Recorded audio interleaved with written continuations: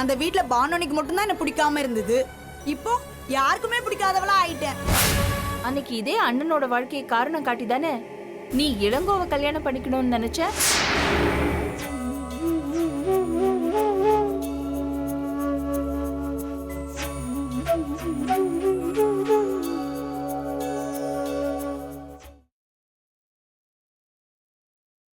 சரி, நீ வேலைக்கு போறதுக்கு என்னடி அவசியம் இருக்கு? இங்க பாருங்கம்மா, நான் வேலைக்கு போகணும்னு முடிவெடுத்திருக்கேம்மா. அது உங்க எல்லார்கிட்டயும் சொல்லிட்டு போலான்னு தான் வந்தேன்.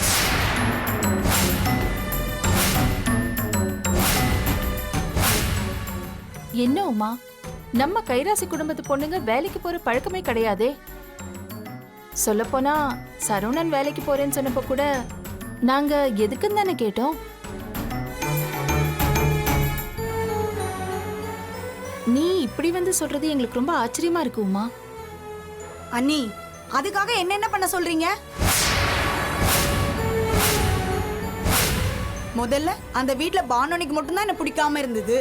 இப்போ யாருக்குமே பிடிக்காதவளா ஆயிட்டேன். எங்க மாமனார் சிடு சிடுன்னு பேசுறாரு. அவர் இப்படின்னா எங்க மாமியார் என் கூட பேசவே மாட்டேங்கிறாங்க. பானு அண்ணி எதுக்கு எடுத்தாலும் என்கிட்ட பிரச்சனை பண்ணிட்டு இருக்காங்க. அந்த வீட்ல 4 செவத்தை பார்த்துக்கிட்டு எப்படா போன் வரும்னு காத்துக்கிட்டு அழுதுகிட்டே உட்கார்ந்துட்டு இருக்கேன். எனக்கு ரொம்ப கஷ்டமா இருக்கு அண்ணி. இது பாரு, அதுக்கு தான் நான் அப்பவே சொன்னேன், பண விஷயத்துல பிரச்சனை வந்துடக்கூடாதுன்னு. உன் புருஷன் அனுப்பின பணத்தை அவருக்கு தெரியப்படுத்திருந்தேன்னா இவ்ளோ பிரச்சனை வந்திருக்காதுல்ல. என்ன நீ சொல்றீங்க? நீங்களும் இப்படி புரிஞ்சுக்காமையே பேசுறீங்க. அதான் அன்னைக்கே முடிஞ்சு போச்சுல்ல. அவங்க பையன் தான் அவங்க கிட்ட சொல்ல வேணாம்னு சொன்னாங்க. தனி அக்கௌண்ட்ல போட சொன்னதும் அவர்தான். இதுக்காக எல்லாரும் என் மேல மூஞ்ச தூக்கி வச்சிட்டு இருந்தா என்ன அர்த்தம்னு எனக்கு புரியல. இதுல என் மாமனார் வேற விஆர்எஸ் வாங்கிட்டு வந்து வீட்ல உட்கார்ந்துட்டு இருக்காரு. தொட்டதுக்கெல்லாம் கணக்கு சொல்லிட்டு இருக்காரு. எனக்கு என்ன பண்றதுன்னே புரியல. பெத்த பிள்ளைங்க கிட்ட கணக்கு வழக்கு கேட்டுக்கிட்டு என்ன பிரச்சனை அவருக்கு?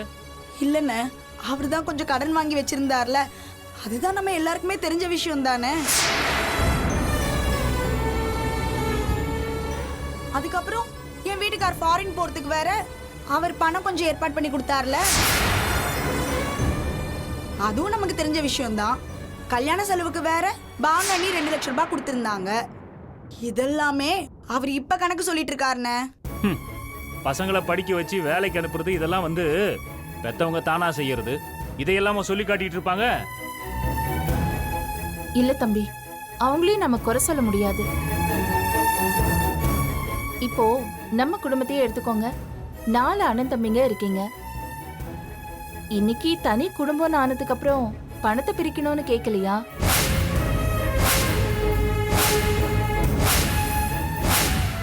நம்ம மனசுல ஐயோ பிள்ளைங்களை இப்படிலாம் வளர்த்தோமே, இவ்ளோ தூரம் நம்ம பார்த்து பார்த்து செஞ்சோமே, அவங்க இப்படிலாம் பண்ணிட்டாங்கன்னு நமக்கு தோணலையா?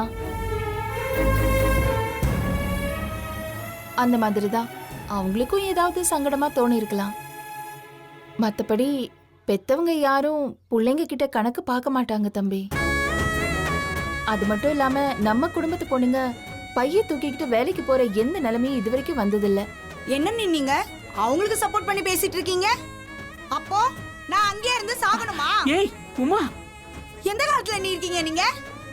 பொண்ணுங்க இப்பெல்லாம் ஃப்ளைட் ஓட்டிட்டு இருக்காங்க. ஆஃப்டர் ஆல் நான் ஒரு வேலைக்கு போகணும்னு தான் கேட்டேன். அதுக்கே வேணாம்னு பேசிட்டு இருக்கீங்க. உங்களுக்கு அங்க இருக்கிற சூழ்நிலை என்னன்னு புரிய மாட்டேங்குது. பழைய மாதிரியே கலாச்சாரம் கட்டுப்பாடு அது இதுன்னு பேசிட்டு இருக்கீங்க. எனக்கு அந்த வீட்டு சூழ்நிலை பிடிக்கல. ஒரு மாறுபட்ட சூழ்நிலை இருந்தா நல்லா இருக்கும்னு தோணுச்சு. அததான் நான் இப்படி யோசிச்சேன். இத பாரு உமா, நான் என்ன சொல்ல வந்தேன்னு இது வரைக்கும் புரிஞ்சுக்கல. இத பாரு, நீ எதுக்கு இன்னொருத்தர்கிட்ட கை நீட்டி வேலை பார்க்கணும்? நம்ம கைராசி கடையிலேயே ஒரு நல்ல பொறுப்பெடுத்து பார்க்கலாம்ல. அவ்வளவு ஏன், அன்னைக்கு உன் புருஷன் ஃபாரின் போனப்போ உன் அண்ணனுங்களா என்ன சொன்னாங்க? இந்த வீட்லயே இருன்னு சொன்னாங்க. ஆனா நீ என்ன சொன்ன? இல்ல இல்ல, என் மாமனார் மாமியார் வீட்ல இருக்கிறதா மரியாதைன்னு சொல்லிட்டு தானே போனேன். அப்பா அப்படி பேசிட்டு இன்னைக்கே இப்படி பேசிட்டு இருக்க. என்ன நீ என்ன குத்தி காமிச்சு பேசுறீங்களா? ஏய் என்னால திரும்பி அங்க அங்க யாரும் பழைய மாதிரி இல்ல. என்னடா இது? ஐயோ, எனக்கு நிம்மதி வேணும்னு தான் நான் இங்க வந்தேன். ஐயோ ச்சே.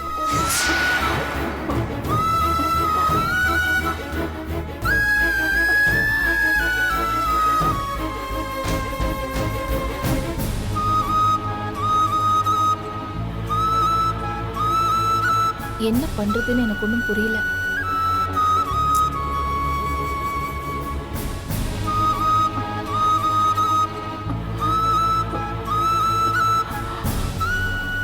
விடுங்கம்மா, எல்லாம் சரியாயிடும்.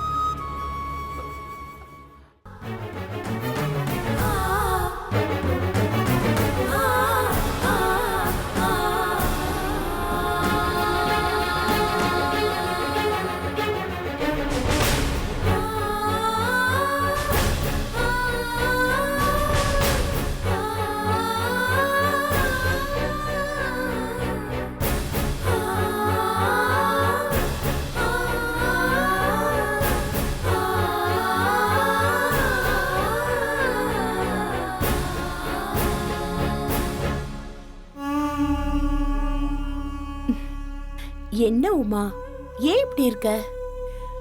இங்க பாரு, உன் மனச போட்டு நீ குழப்பிக்காத. உன் விஷயத்துல நீ ஸ்ட்ராங்கா இரு. நீ என்ன தப்பு பண்ண? அந்த பானு இங்க இருந்தப்போ அவ வேலைக்கு போனோம் அப்படி இப்படின்னு சொல்லி அவ வேலைக்கு போலியா? கடைசியில எப்படியும் உன்னை சமாதானம் பண்ணி போயிட்டால.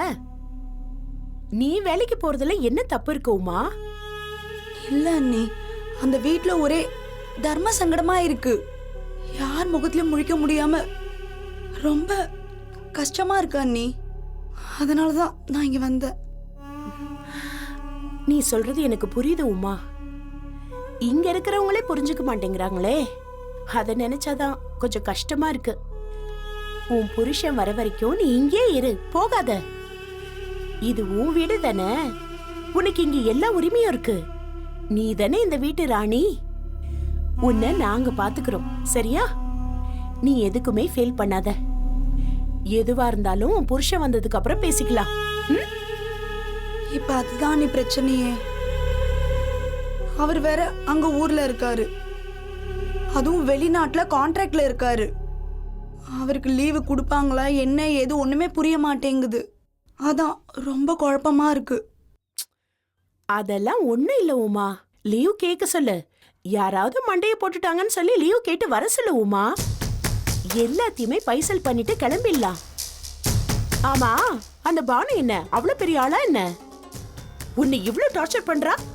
ஐயோ, நீலாம் எப்படிதான் பொறுத்துக்கிட்டு அந்த வீட்ல இருக்கியோ தெரியல. ஆமா, இங்க வீடே 2 பட்டு கிடக்கு. உன் புருஷன் இன்னும் அங்க உட்கார்ந்துகிட்டு என்னத்த பண்ணிட்டு இருக்காரு? ஏதாவது சாக்கு போக்கு சொல்லிட்டு சீக்கிரமா கிளம்பி வர சொல்லு அவரை. ஆனா இதே அவளுக்கு ஒரு பிரச்சனைனா வீட்டையே 2 பண்ணிட்டு உட்கார்ந்துட்டு இருப்பால. அம்மா, இங்க இருக்கும் போது அவ வேலைக்கு போறேன்னு சொல்லி என்னென்ன பிரச்சனை பண்ணிருக்கா தெரியுமா? இந்த வீட்டுல இருக்கிற ஆளுங்களுக்கெல்லாம் ஞாபகம் மறதியா என்னன்னே தெரியல. அப்படியே வல்ட்டி அடிச்சு எப்ப பார்த்தாலும் அவளுக்கு தான் சப்போர்ட் பண்ணி பேசிட்டு இருப்பாங்க. ஆமா, நல்ல வேளை அண்ணி, நீங்களாவது என்ன புரிஞ்சுக்கிட்டீங்களே. அது வரைக்கும் எனக்கு ரொம்ப நிம்மதியா இருக்கு.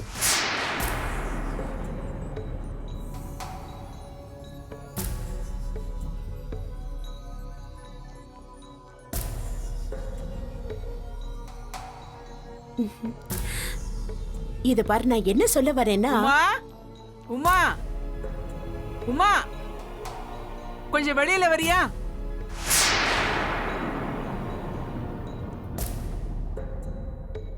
என்னம்மா சொல்லுங்க. எனக்கு கொஞ்சம் தலைவலியா இருந்தது, அதான் ரெஸ்ட் எடுத்துட்டு இருந்தேன். உமா, நீ கிளம்பு. நான் வேணும்னா உங்க மாமியார் வீட்டுல உன்னை கொண்டு போய் விட்டுட்டு வரேன். அம்மா, வந்ததுல இருந்து என்னம்மா சொல்லிட்டு இருக்க? என்னால அந்த வீட்டுக்கு போக முடியாது. நான் இருக்கிறது உங்க எல்லாருக்கும் சிரமமா இருந்தா சொல்லிடுங்க. இத பாரு, அப்படியெல்லாம் ஒண்ணும் இல்லடி. நான் சொல்றத கொஞ்சம் நிதானமா கேளு. இப்போ இந்த வீட்டுல சண்முகத்தோட கல்யாண பிரச்சனை ஓடிட்டு இருக்கு. இந்த சமயத்துல நீ வேலைக்கு போற அப்படி இப்படின்னு சொல்லி மாமியார் வீட்டுல சண்டை போட்டுக்கிட்டு பிறந்த வீட்டுல வந்து நின்னா நல்லா இருக்காதுடி. நான் எது சொன்னாலும் உன் நல்லதுக்காகத்தான் சொல்லுவேன். ஏமா அண்ணன் வாழ்க்கைய பத்தி கவலைப்படுற அளவுக்கு என் வாழ்க்கை பத்தியும் யோசிக்க மாட்டியா? ஏய் அப்படியெல்லாம் ஒண்ணும் இல்லடி. என்ன உமா, அன்னைக்கு இதே அண்ணனோட வாழ்க்கையை காரணம் காட்டி தானே நீ இளங்கோவை கல்யாணம் பண்ணிக்கணும்னு நினைச்ச? நாங்க எவ்வளவோ எடுத்து சொல்லியும் அப்ப நீ தானே பிடிவாதமா இருந்த. அண்ணன் வாழ்க்கை தான் முக்கியம்னு. ஆனா இப்ப ஏன் இப்படி பேசுற? என்ன நீ அடிக்கடி பிளாஷ்பேக்ல என்ன நடந்துச்சுன்னு குத்தி காமிச்சு பேசிட்டு இருக்கீங்களா? ஐயோ, உங்க எல்லாருக்கும் நான் இங்க இருக்கிறது ரொம்ப கஷ்டமா இருக்குன்னு நினைக்கிறேன். என்ன வேணா வர வேணாம்னு சொல்லிடுங்க. நான் இனிமேல் இந்த பக்கமே வரல. நான் எங்க போய் தொலைறேன். ஏய் உமா, என்னால திருப்பி அந்த ஜெயில போய் அடப்பட்டு வாழ முடியாது. அண்ணி வேணாம் அண்ணி. அவ என்ன செய்யணும்னு நினைக்கிறாளோ அதை செய்யட்டும். தயவு செஞ்சு என் வாழ்க்கையோட அவ வாழ்க்கையை முடிச்சு போட்டு அவட்ட பேச வேணாம். அவ விருப்பம் என்னவோ அதை பண்ணட்டும். இல்ல தம்பி, இந்த விஷயத்தை பொறுத்த வரைக்கும் எந்த மாற்றமும் கிடையாது. இங்க பாருங்க, உமா இந்த வீட்டுக்கு வரக்கூடாதுன்னு நான் சொல்லல. அவ எப்ப வேணாலும் இங்க வரலாம் போகலாம். ஆனா இந்த பிரச்சனையை மையப்படுத்தி அங்க சண்டை போட்டுட்டு இங்க வந்து உட்கார்ந்து இருக்கிறது நல்லா இல்ல. அப்புறம் நாளைக்கு உறவுல விரிசல் வந்துட்டா ரொம்ப கஷ்டமா போயிடும். இப்ப வேணா நான் சொல்றது அவளுக்கு கசப்பா இருக்கும், கோவமா இருக்கும். ஆனா பின்னாடி என்னைக்காவது கண்டிப்பா புரிஞ்சுக்கிற நாள் வரும். ஆமா உமா, மீனாட்சி சொல்றதுதான் சரி. நீ கிளம்புமா, வேணும்னா நான் கூட வரேன்.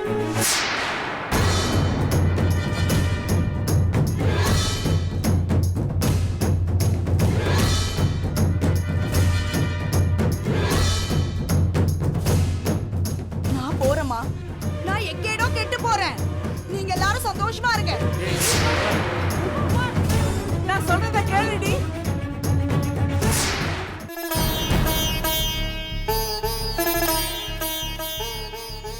வாடி வா.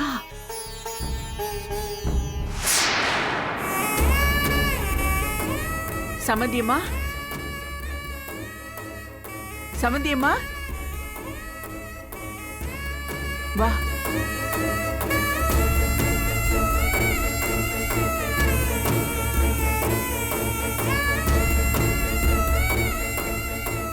வா சம்மந்தியம்மா, சம்மந்தியம்மா.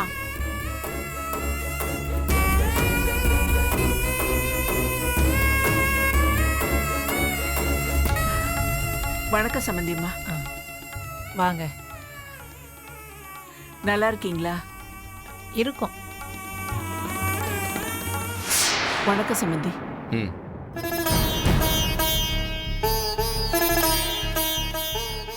பானு, நல்லா இருக்கியாமா?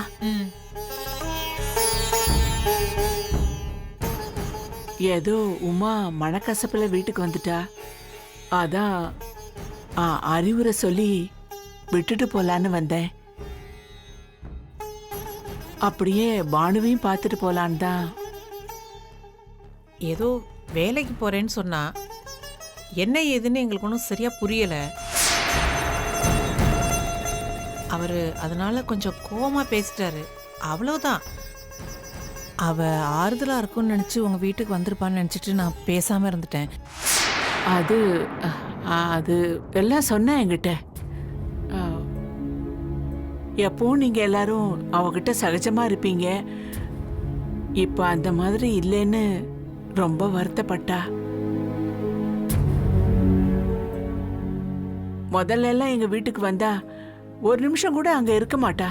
என் மாமியார் தனியா இருப்பாங்க, என் மாமனார் தனியா இருப்பாங்க அப்படின்னு பரப்பா. யாரும் வழக்கம் போல என்கிட்ட பேசலன்னு சொல்லி ரொம்ப வருத்தப்பட்டா. எப்படிங்க வழக்கம் போல இருக்க சொல்றீங்க? உங்களுக்கு தெரியாத விஷயமா? ஏற்கனவே என் பொண்ணோட வாழ்க்கை கோர்ட் வரைக்கும் அசிங்கப்பட்டு அவமானப்பட்டு போயிருக்கு.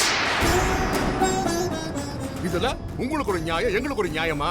உங்க பொண்ண பானு அடிச்சதுக்கு உங்க பையனை நடுரோட்ல வச்சு அசிங்கப்படுத்தி அவமானப்படுத்தி அடிச்சிருக்கான். இதை நீங்க கேட்டீங்களா? கேட்டுக்க மாட்டீங்களே. இப்போ உங்க பொண்ணு எல்லாமே தனியா பண்ணணும்னு முடிவு எடுத்திருக்கா. தனியா ஒரு அக்கௌண்ட் ஓபன் பண்ணி அதுல பணத்தையும் போட்டிருக்கா. நான் ஒரு பேங்க்ல மேனேஜர் இருக்கேங்க. எனக்கு தெரிஞ்சவங்க என்கிட்ட வந்து என்னங்க உங்க மருமக உங்க பேங்க்ல அக்கவுண்ட் ஓபன் பண்ணாம வேற பேங்க்ல அக்கவுண்ட் ஓபன் பண்ணிருக்காங்கன்னு என்கிட்ட கேட்கும்போது எனக்கு எவ்வளவு வருத்தமா இருக்கும். இப்படி இருக்கும்போது எதுவுமே நடக்காத மாதிரி இருக்க சொல்றீங்க. எனக்கு புரியுதுங்க, நிறைய சம்பவங்கள் நடந்து போச்சு. அவ வேணும்னு ஒண்ணும் பண்ணல. உங்களுக்கு தெரியாதா, அவ நிறைய தடவை சொல்லி இருக்கா உங்க மேலயும் அவ மாமியார் மேலயும் அளவு கடந்த அன்பு வச்சிருக்கா. உங்களை மீறி ஏதாவது செய்யணும்னு அவ நினைச்சு கூட பாக்கறது இல்ல. யதார்த்தமா நடந்த விஷயம்தான் இதெல்லாம். நீங்க கோவப்பட்டீங்கன்னு உமா சொன்னப்ப கூட அது கூட நல்ல விஷயம்தான் நான் எடுத்து சொன்னேன்.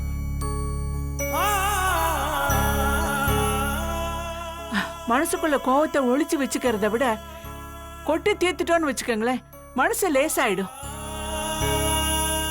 இத பாருங்க, உமா உங்க மருமக. அவளுக்கு நல்லது கெட்டதையெல்லாம் சொல்லி அவ தப்பு செஞ்சா புரிய வைக்க வேண்டியதெல்லாம் நீங்க 2 பேரும் தான்.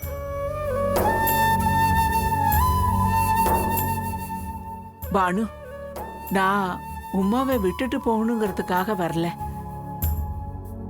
நான் அவளை அப்பவே வீட்டுக்கு போடின்னு திட்டி அனுப்பிச்சிட்டேன். உன்னை பார்க்கணும்னு தாமா நான் இங்க வந்தேன். நீ எப்படி இருக்க? நல்லா இருக்கேன்.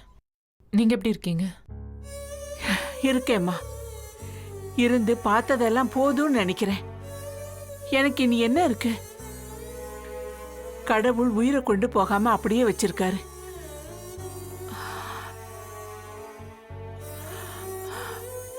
பானு, உங்ககிட்ட ஒரு முக்கியமான விஷயம் பேசணுமா? மீனாட்சி ஏற்கனவே பேசின விஷயம்தான். சண்முகத்துக்கு 2வது கல்யாணம். எனக்கு ஒரு விஷயம் புரியவே இல்ல. குடும்பமே என் பின்னாடி வந்து ஒரே கேள்வியை கேட்டு நின்னுட்டு இருந்தா நான் எத்தனை தடவை எத்தனை பேருக்கு பதில் சொல்ல முடியும்? சரி, இப்ப நான் என்ன சொல்லணும்னு நினைக்கிறீங்க? அது என்ன, உங்க வீட்ல ஒருத்தர்கிட்ட ஒரு விஷயத்த சொன்னா அது இன்னொருத்தர்கிட்ட வேற மாதிரி ரீச் ஆகுது. பேசிக் கம்யூனிகேஷன் ப்ராப்ளமா உங்களுக்குள்ள ஏதாவது? எனக்கு புரிய மாட்டேங்குது. உங்க பையன் மிஸ்டர் சண்முகம்க்கும் எனக்கும் எந்த சம்மந்தமும் கிடையாது. It's all over. என்னைக்கு இந்த டிவோர்ஸ் கேஸ கோர்ட்ல ஆரம்பிச்சோமோ அதோட எல்லாமே முடிஞ்சு போச்சு. எங்க அப்பா ஆரம்பத்தில் அவருக்கு சப்போர்ட் பண்ணி பேசிட்டு இருந்தாரு. ஆனா அதுக்கப்புறம் உங்க பையனோட கேரக்டர் தெரிஞ்சதுக்கு அப்புறம் நான் பண்ணது சரின்னு அவர் புரிஞ்சுக்கிட்டாரு.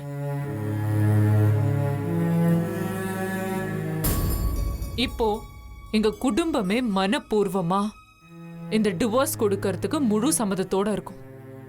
இதுல எந்த விதமான டவுட்டும் உங்களுக்கு வேண்டாம்.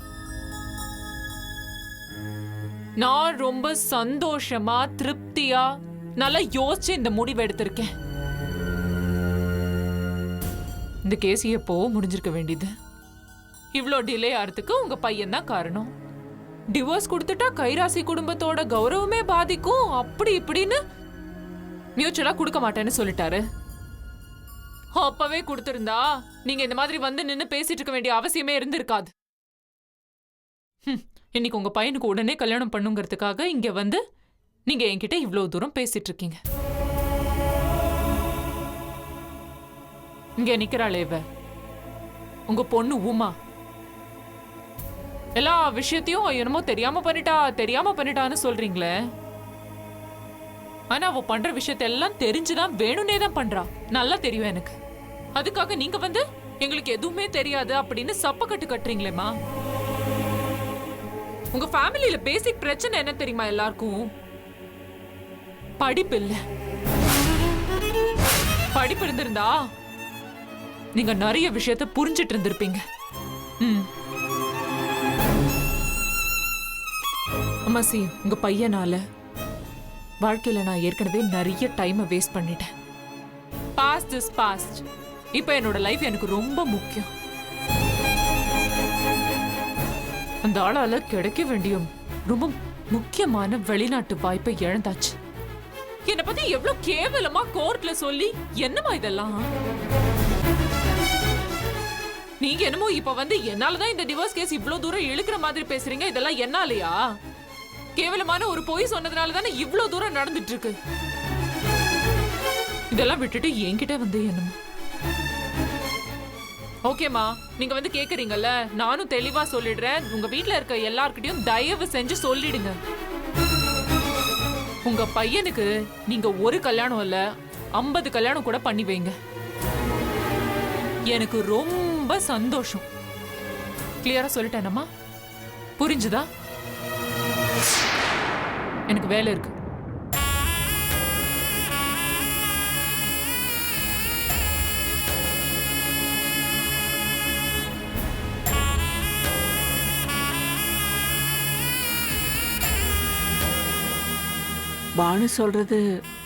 பானு சொல்றதுல நியாயம் இருக்கு. எனக்கு அந்த கோர்ட்டு விஷயங்கள்லாம் ஒண்ணுமே தெரிய மாட்டேங்குது. அந்த போட்டோவை காட்ட போய் தான் கேஸ் இவ்வளவு தூரம் இழுக்குதுன்னு பானு சொல்லிதான் இப்ப எனக்கே தெரியுது. ச்சே. சரி சம்பந்தி, ஒரே ஒரு விஷயத்தை நான் உங்ககிட்ட தெளிவா சொல்லிக்கிறேன்.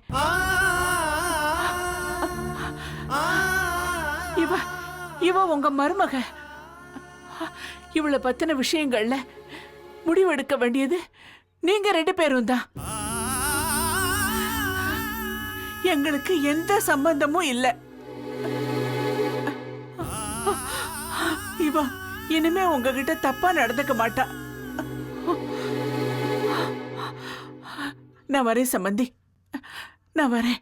தாய்மடி தாய்மடி எங்கே?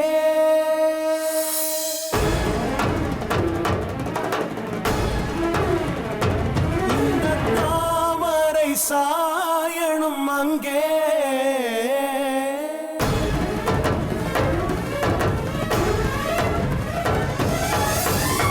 ஆராத காயங்கள் இதோ இதோ தேற்றாமல் தெய்வ